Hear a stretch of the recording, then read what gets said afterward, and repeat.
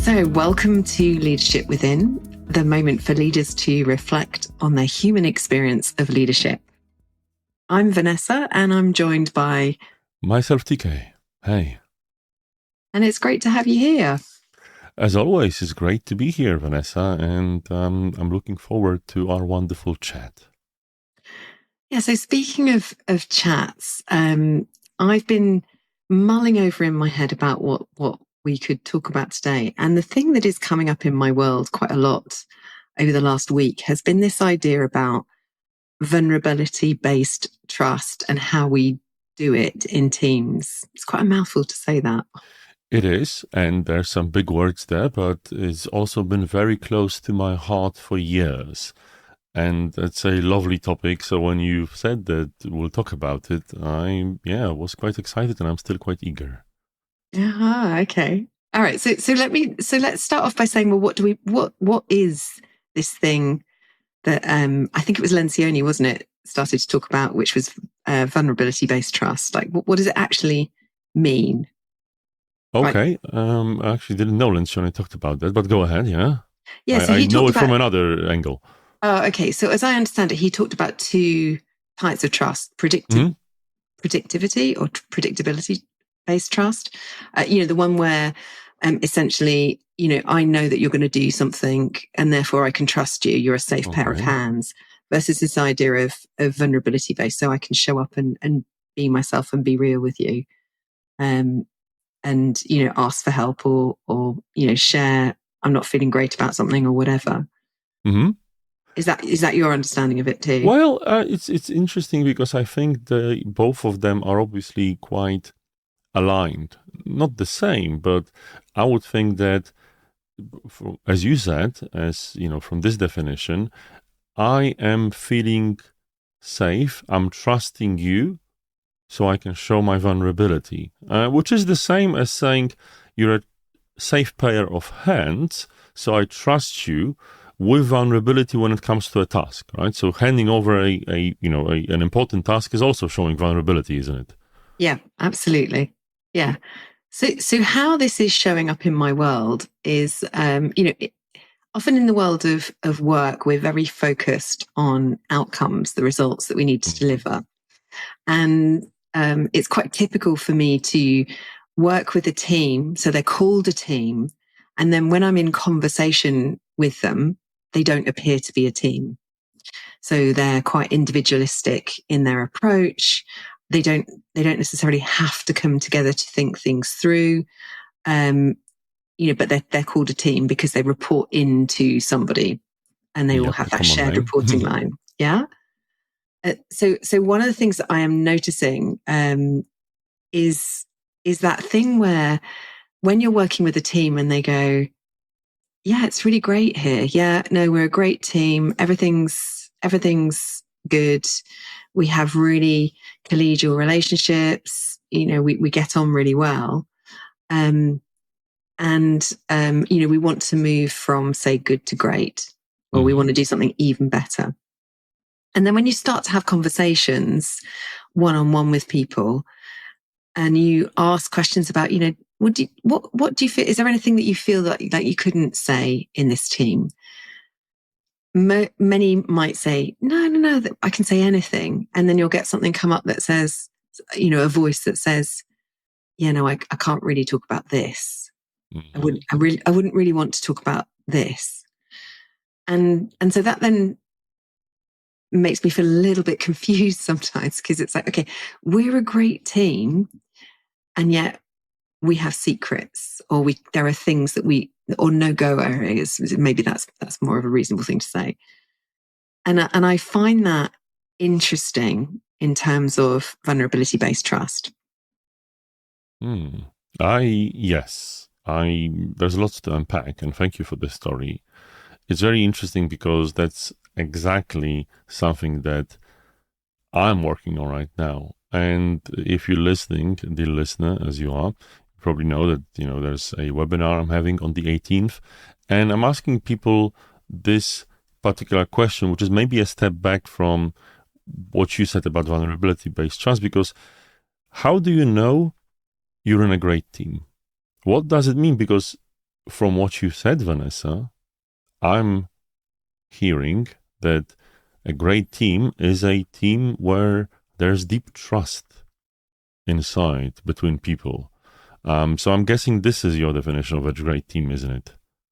Yeah, and I think so. One of the questions that I've been asking has been around conflict, Mm-hmm. and I notice sometimes when there's this hesitance in people when you talk about conflict, almost as if like the right answer is to say no, we don't do conflict. There's never a conflict on this team, and that always makes me feel a little on edge when people say no, no, no, there's never conflict. I just think it's like in when you've got friends that say we never argue, in our marriage, or we never. You're just like, really? What, never? Yeah.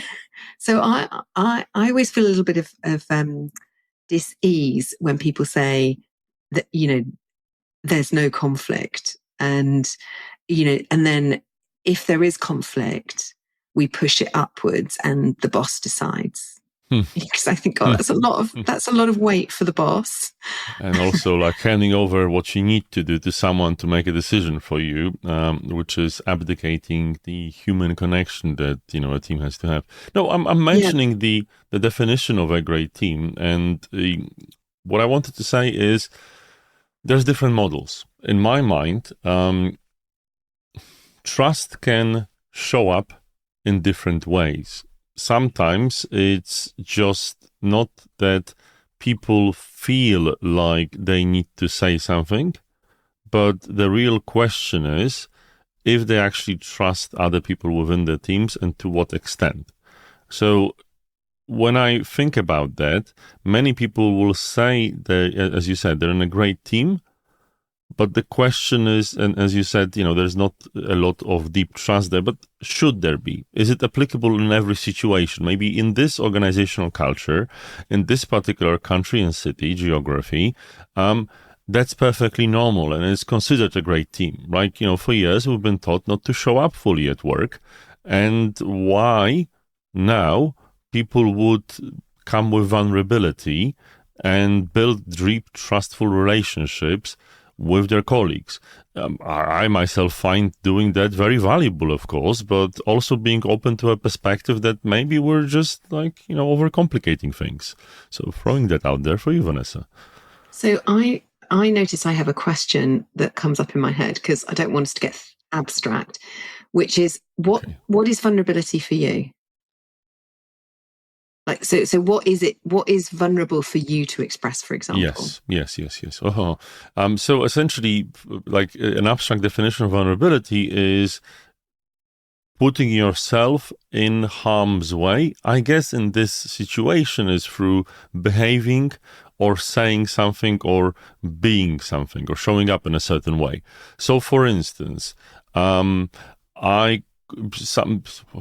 if it's a direct question, I don't know, for instance, I'm dyslexic, right? So, maybe there are situations when saying I'm dyslexic feels vulnerable when I'm saying this to people, or the fact that I don't like doing certain things, or don't feel competent with certain tasks, for instance. If I were to, I don't know right now, but yeah, so that could feel vulnerable for me in a work setting, I guess, but it all depends on the level of trust. So I don't know if it answers your question. I just thought, yeah.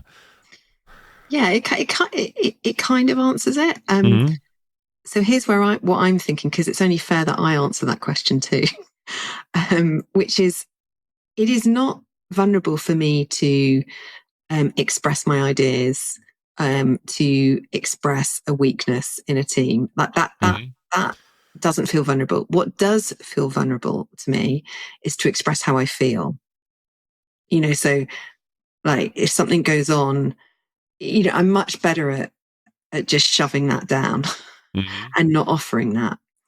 And so, that's kind of, and I think that's also quite marginal. I think we've probably talked about this before. It's often quite emotion is often quite marginalized, but in the Many sense times, of yeah, true. and in the sense of a team, I feel often what disrupts us in a team is the things that we can't say, and are just underneath, so we're holding things tight and they're underneath the surface. So for me, it's like, for me to be vulnerable within a team, I've got to know what my own vulnerable place is. And I've got to be willing to go beyond that in myself. Okay, totally get that point. And obviously, as you said, vulnerability is different for each one of us. And sorry for giving you these examples. I haven't had a lot of time to reflect. So I was just like in two contexts at one point, on the context of a hypothetical work team and also in the context of us here, the two of us and our listeners, right? There's different vulnerability that we could have in each of these situations. So I stumbled a bit. But for me also, I definitely get your point in terms of expressing how you truly feel in a situation. Sadly, for me, it's not necessarily the most vulnerable thing. I tend to blurt it out. What I feel is a show of vulnerability is possibly doing that while knowing that my feelings can impact others negatively. Right, so maybe I'm feeling something about someone, someone's performance, someone's behavior. Essentially, I could use the non-violent way of delivering this feedback through feelings. But that is vulnerable too, because you obviously expose yourself to others reacting to it, right? But so that's another example, I guess. And I guess, when you talk about feelings, I'm wondering if that could be similar, as in, is what you're saying in terms of vulnerability of sharing feelings based on how you feel or how you feel others might feel with your feelings then? Yeah, I think what I feel a little bit is sometimes it's about, as a team, are we willing to give space to different types of conversation, different types of connection? Are we willing to explore? So sometimes I've been in teams where it always feels like we just end up doing the same thing, but just talking about it differently. And so innovation feels like it's squeezed. And if I might raise that, then that's perceived as critical, because it's, and that might be true. The way that I'm raising it might come from an energy of criticism, but the intention is probably to say, I think there's another way to do this, and wouldn't it be great to explore that? And I just wonder, so frequently meetings that are very results driven. Are we really able to have that vulnerable, real conversation that is a thinking, like really thoughtful, reflective, deeper, that brings a new awareness and insight? Or are we so reactive, we're just having the same conversation over and over about where are we on the scorecard of this, or the metrics? I think there's obviously the old Tuckman model of, norming, storming, performing, all this thing. But, if you dig deeper inside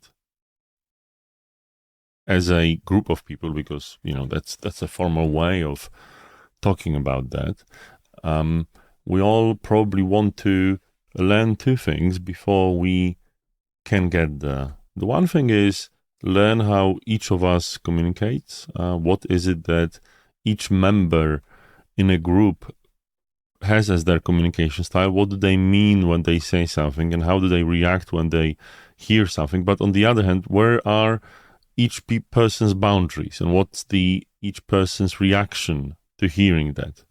But what you've said is like, okay, what we constantly see, and I would agree, is the group not being able to progress further in the spectrum of trust, as you say, vulnerability-based trust, because something might be holding them back. And the way I'm perceiving that, and the way I see it, is, first of all, is this something that the group wants? Is there value in the group doing that? And are people able to recognize that? So that's number one. That's a conversation to have. Number two is to be able to do that, to be able to progress in this spectrum, as I think you've also said, is for people to reach into their emotional and relationship intelligence. And this requires work. Some people have, an abundance. Some people have to push a bit harder on their own resources to be able to get there. But then again, it requires work. It requires action. So in a very clinical, physical sense, I would say, is there enough value, or is there in crisis, that's a different situation. But if everything is going smoothly, is there something that can help the group transition to a state of more vulnerable-based trust? And what would be the catalyst of that? Because it will require energy. Unless there's highly emotionally intelligent people in the room comprising a team, then you get it from the get-go. I just had a conversation with a wonderful person, and it took like 2 minutes. And I love what you're saying about almost systems entry. It's like does the team want this? Mm-hmm. Because one of the things that I'm thinking about is if I'm on a team and I've been conditioned to constantly think, where's my next move? Am I on my A game? Like that I approach. Yeah. And then suddenly I'm in a team and it seems to be working fine for me. And, it's all good. What's in it for me to let go of my I agenda and come into a we agenda? So that's something actually, no, that's brilliant. Because I actually spoke about it quite recently on one of my LinkedIn Lives. And what I talked about and my thought process in here is that as human beings, we have evolved to live in groups. A team can be such a group, right? As human beings, anthropologically, we have a very strong need for affiliation and acceptance. Now, obviously, some people get themselves out of it. There's hermits, but as a majority, as a human being, we have this strong, wonderful need. Now, what I believe, as you said, this I versus we agenda, if I can trust that this is a wonderful group / team, that I can really belong and feel my human instincts, my need for affiliation being filled, which fills me with joy, I would definitely, as a human being, and I'm sure that many of our listeners are human too, would love to invest more in the we agenda, knowing that this team, in my personal opinion, is going to accept who I am and value me.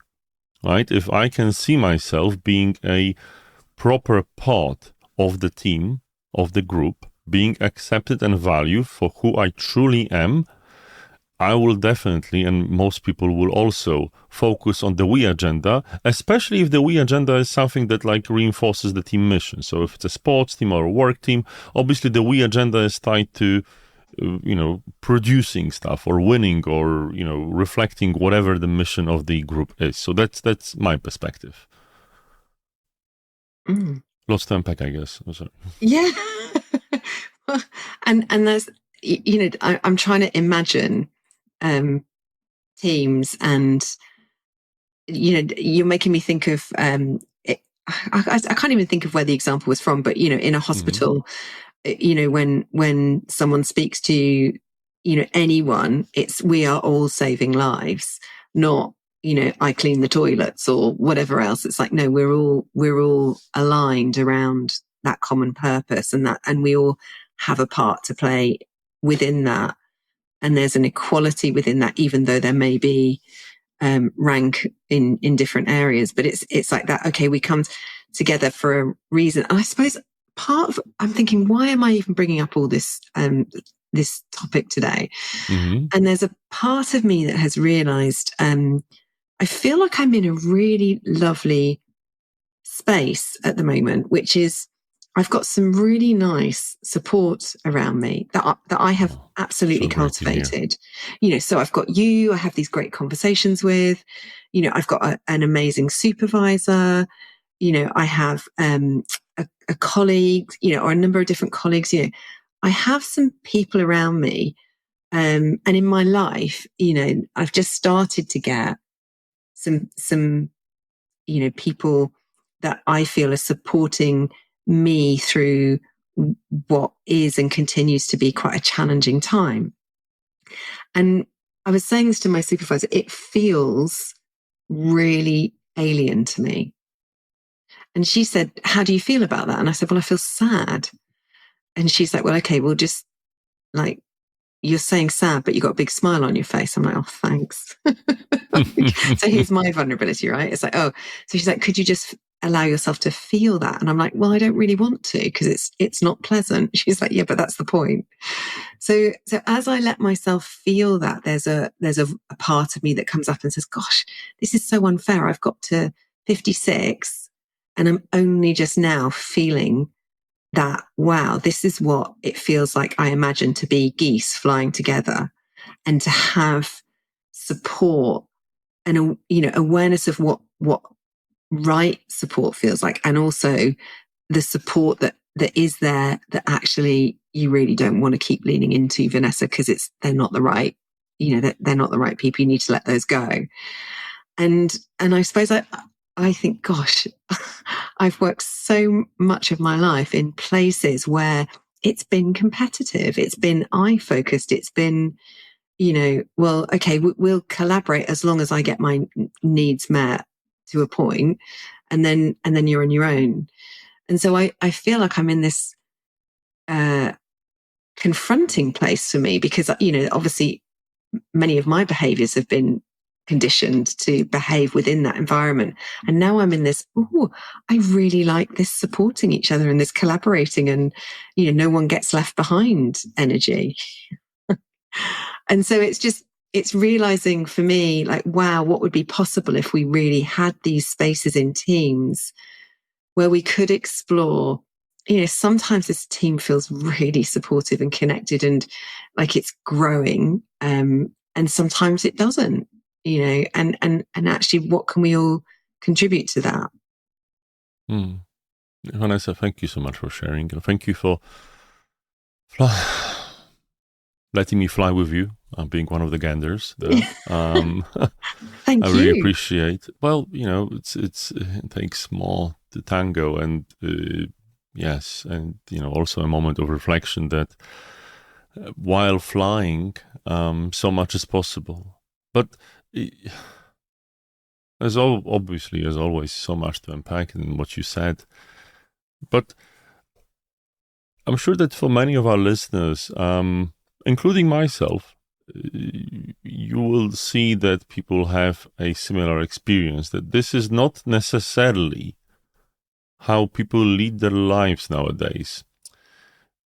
And yet, when they do, when they're a part of a supportive community or team at work, sports, church, you name it, they can do wonderful and supportive things. And we all probably instinctively know that, and we've seen teams like that, and we know what they are. But people needed to get there, people needed to build it. And there's this barrier. Why am I thinking about quantum states of energy in an atom is probably something that comes into mind. The basic physical thing like semiconductors. Why am I mentioning it here? Which there's a barrier that needs to be pushed through to achieve this excellence. And if you stay in the state of this, just okay, as you said, where you started this episode talking about this team, which is there, everything's fine, you're not able to achieve the full potential.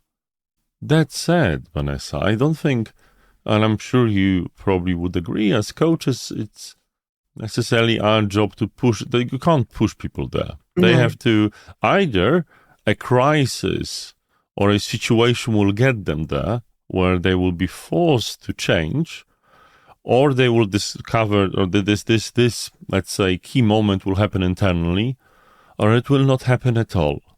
And there you go, in my personal opinion. Yeah, so I love where you're taking this, and it makes me think about, okay, so if we were to make this practical for anyone that's listening, what are those steps that would really help us to cultivate more team and vulnerability-based trust? And one of the things that came to mind when you were talking was this idea about, I think potential is one of those really elusive, irritating words sometimes, full potential. But what I take from sport at the moment and just doing strength training is that my personal trainer said to me, most of us think we're working to our maximum challenge, but actually there's at least another 20% because we don't want to go to failure. And it's not until you push yourself to failure that you get to know where your 20% is. So for me, there's one, sometimes this homeostasis of we're comfortable, we're collegial, we're comfortable, we're doing great, we're, is a signal. Like there's nothing wrong with that. Like that's great, that's amazing. And what is it that you want? Are you wanting to grow? Are you wanting to evolve beyond that level of comfort? So for me, there's something about one of the practical things we can do is almost like I'm thinking on a continuum. Where are we in terms of full potential?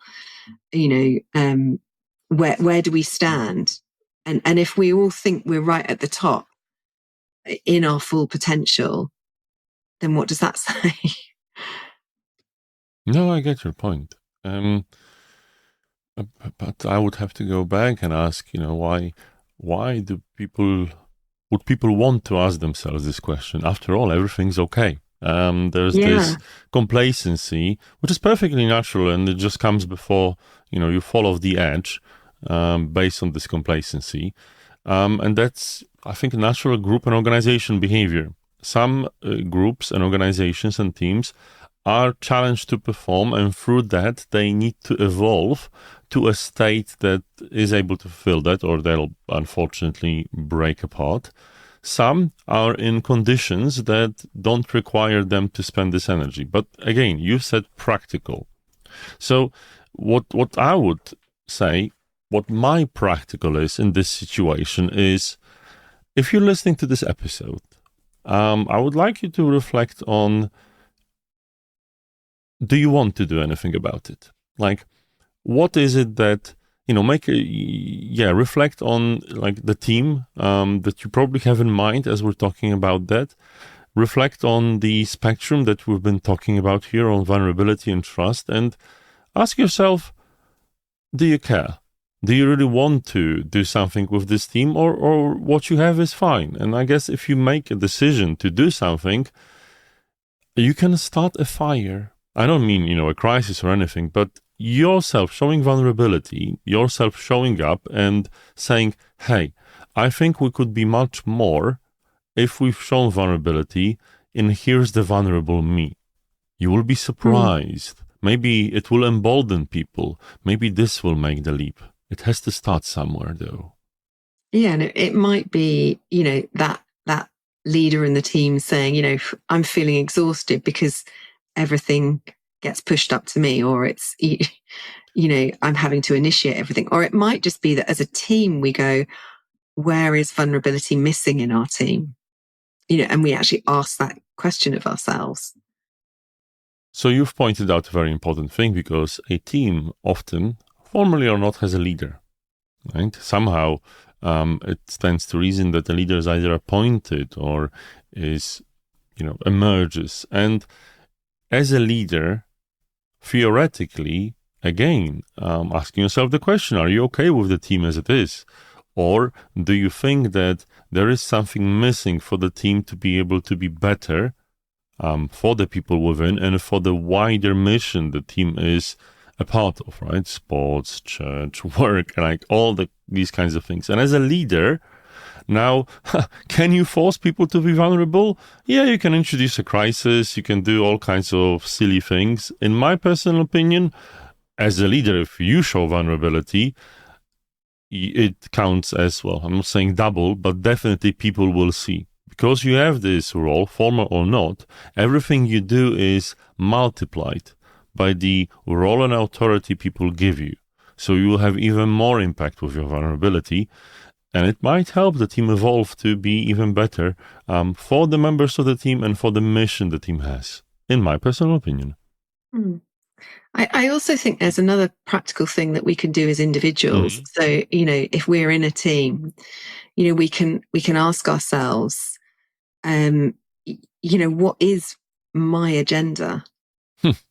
Nice. And how much am I on that agenda versus thinking about the wider interconnected agenda? Because I think if my reward and my recognition is all I based, and I used to often find this, yes, you'd get the I contribution, and then maybe you'd get a bonus on top for how you did as a team. But it's like, okay, so where is my focus? I think is what I'm asking myself at the moment. It's like, am I really individualistic?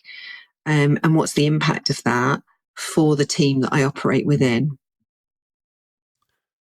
Oh, if people could only think for themselves a bit more. I'm not saying individualistic and based on like this individualistic versus collective, but reflecting on how they want to live their life, how they want to lead work, how they want to be with other people, asking themselves these difficult questions, which aren't the questions that the modern world is prompting us to ask. Because, obviously, as you're digging deeper inside, reflecting, reading, challenging yourself, it's something that you would do. But I'm just maybe slightly wary of the fact that many people feel like it's not a question that, they ask themselves regularly. And yet, you're here, our listeners. You're here to reflect. So, welcome to the club of people asking themselves these questions, like myself and Vanessa.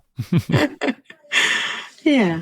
And on that note, I think maybe it's nice for us to lighten your load a little bit and to just say thank you for listening to us. And maybe it's just about being curious to, inviting people in to share their experiences of what it's like being on this team, and just be open to maybe giving that a little bit of space in an agenda. I hope you will. And you don't have to share with us, but if, this is something that you've enjoyed, tune in next time for the next episode.